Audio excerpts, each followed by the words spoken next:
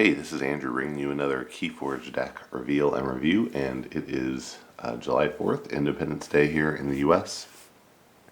And today this deck is going to break free from the domination of this cardboard box. And let's just hope we don't get a King of the Crag, because that'd be a bad sign.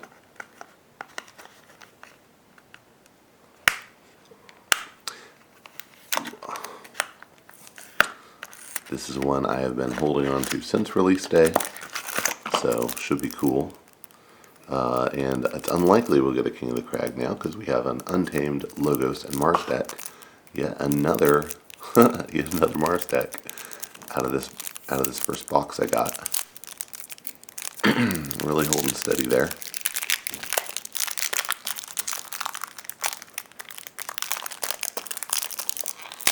I'll have to go back later and see if there are other similarities besides just having lots of Mars, but we'll find out. So this is the Senora of Marsbrook. That's pretty cool. And yeah, kind of a not a very menacing looking Archon there. Kind of friendly. We'll see. We'll see if that holds out with the cards. First we have Binate Rupture. It's an alpha action that when you play it, each player gains amber equal to the amber in their pool, so they get doubled. Got two of those. Uh-oh. Two might be okay. I'll be sad if there are three. Alright, cool. Hexbion is a 2-power AI creature that when it's destroyed, you archive it and the top card of your deck. I'm excited to see how that works with some of the Untamed stuff. There could be good synergy there. Poke is an action with a bonus amber, and when you play it, you deal a damage to an enemy creature, and if this damage destroys the creature, you draw a card. Titan Librarian is a 4-power cyborg scientist who says at the end of your turn, if Titan Librarian is not on a flank, you archive a card. So you want him in the middle of your battle line, and then he gives you that cool effect. Always worth reminder, it happens after, because it's at the end of your turn, it happens after you draw cards. So if you drew to 6 and you archive, then you'll be at 5 cards. Then we have ZYX Researcher, who's a 2-power human scientist, and when you play him, you archive the top card of your deck or the top card of your discard pile. Ooh, and we have a Director of ZYX, who's a 3-power cyborg scientist with Elusive, and at the start of your turn, you archive the top card of your deck.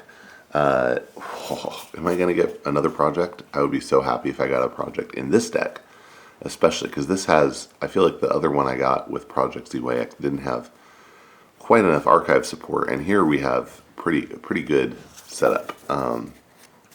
Lots of archives so far, which is just good anyway, but would be really fun if we got it with a project. And we got another Director. Cool story. Fila the Researcher is a 1-power human scientist with Elusive, and after a creature is played adjacent to Fila the Researcher, you draw a card. Jargogle is a 2-power beast and mutant with Elusive, and when you play Jargogle, you put a card from your hand face down under it, and when it's destroyed, if it's your turn, you play that card, otherwise you archive that card. So this is kind of like Logos version of Master Plan. And yeah, if it's your turn and it gets destroyed, you play the card. If it's your opponent's turn, you archive the card. Either way, probably you're pretty happy.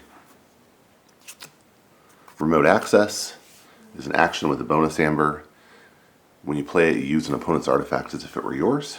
Good deal. And no project. Instead, we got a Strange Gizmo, which is an artifact with a bonus amber that says after you forge a key, destroy each creature and artifact.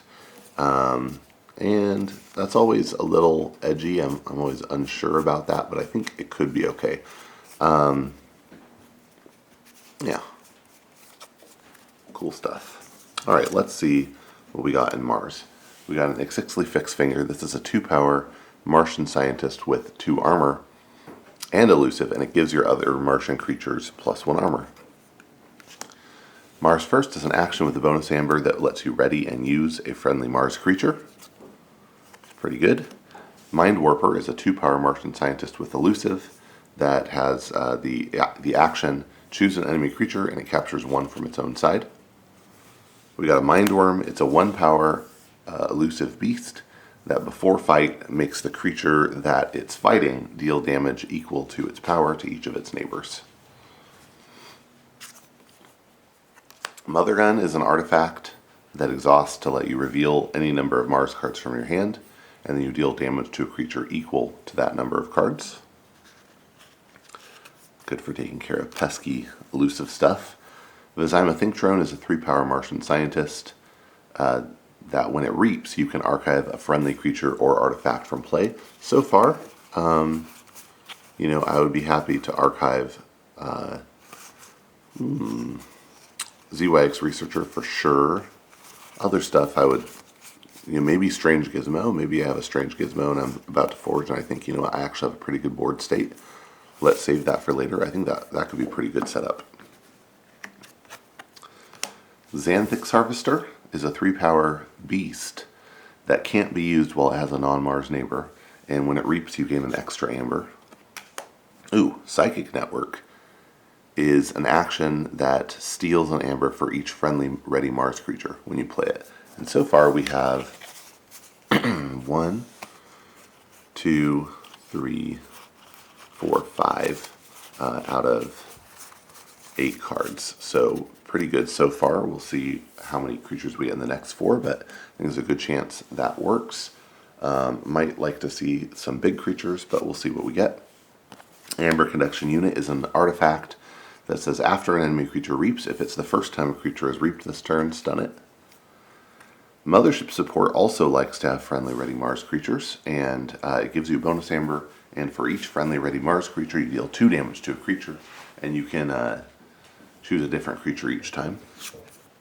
And then we have Nizek Resonator, which is a 2-power Martian soldier with 1 armor. And for each neighbor Nizek Resonator has, your opponent's keys cost +2. And then lastly we have Flotsam Spike, which is an action with a bonus amber. And when you play it, if there are no friendly creatures in play, you destroy each creature that's not on a flank.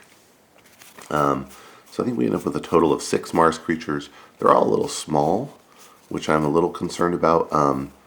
All but 2 of, 4 of them take advantage of the, I guess 3 of them really, take advantage of the armor from Fix Finger. Yeah, a lot of small creatures in this deck so far. We'll see what we get in Untamed. Probably not a lot more big creatures. I'm glad for the Flotsam Spike because I feel like that's a good recovery mechanism because we're probably not going to have a lot of board control. Alright, let's look at Untamed. We have Grovekeeper, 3-power human witch, who at the end of your turn gives each neighboring creature a +1 power counter. That's pretty cool. We got a key charge. That's not bad. When you play it, you lose an amber, and if you do, you can forge a key at current cost. Persistence Hunting is an action with a bonus amber that says choose a house and exhaust each enemy creature of the chosen house. It's good soft board control. Regrowth is an action with a bonus amber that returns a creature from our discard pile to our hand. And we got 2 of those. That's cool. Tantadlin is a 9-power tree that only deals 2 damage when fighting. And when it fights, you discard a random card from your opponent's archives. Got 2 of those. See, these are big creatures, but they don't really help us much with board control. They do give us that artifact or that archives control. They're everywhere. This is a little help with board control. It's an action with bonus amber, and we deal 2 damage to each enemy flank creature, and then 1 damage to each enemy creature that's not on a flank. This is helpful because it doesn't depend on us having creatures on, how many creatures we have on the board. We got 2 of them. Cool. I mean, if you play 2 of these, you're helping your board state a lot. Amberspine Mongrel is a 3-power beast with Hazardous 3 that says after your opponent uses a creature to reap, gain an amber. That's pretty good. We got a Mimicry. Not sad about that. That's always good. When you play it, you treat it as a copy of an action card in your opponent's discard pile.